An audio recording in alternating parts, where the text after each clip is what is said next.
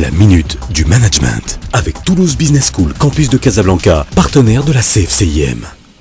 Bonjour, chasse au trésor, parcours du combattant dans la forêt, concours de cuisine, match de foot sur la plage. Non, nous n'allons pas vous donner de conseils pour l'organisation d'un anniversaire, mais plutôt vous parler d'un instrument de plus en plus utilisé dans les entreprises pour rassembler et motiver les troupes, le team building. Mais le team building, est-ce que ça sert vraiment à quelque chose ? Hesna Aqbli, coach certifiée et enseignante à la Toulouse Business School de Casablanca. Tout à fait. Les team building offrent un intérêt certain pour les équipes en entreprise.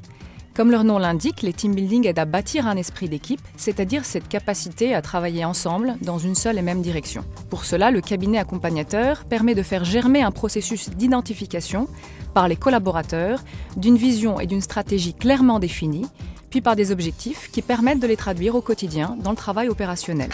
Mais le team building tout seul, ce n'est pas suffisant.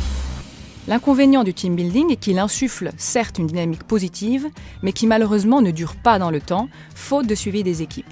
Nous savons très bien que dans nos entreprises, il y a des habitudes qu'il est très difficile de modifier, la principale étant le nez dans le guidon. Et ce ne sont pas 2 ou 3 jours passés ensemble sur l'année qui y changeront quoi que ce soit. Alors, comment utiliser le team building à bon escient ? Pour ma part, je préconise plutôt un accompagnement dans la durée, c'est-à-dire un coaching collectif, d'équipe ou de comité de direction par exemple, dans lequel on retrouve bien entendu les notions de vision et d'objectif, mais on y retrouve surtout des prises de conscience du fonctionnement réel d'une équipe. Que ce soit dans ses habitudes de communication, de prise de décision, dans ses styles de management, sa relation à l'autorité, sa capacité de déléguer ou de rebondir lors d'une situation de crise par exemple. Merci Hesna, demain dans la minute du management, nous définirons le management à la marocaine. La minute du management avec Toulouse Business School, campus de Casablanca, partenaire de la CFCIM.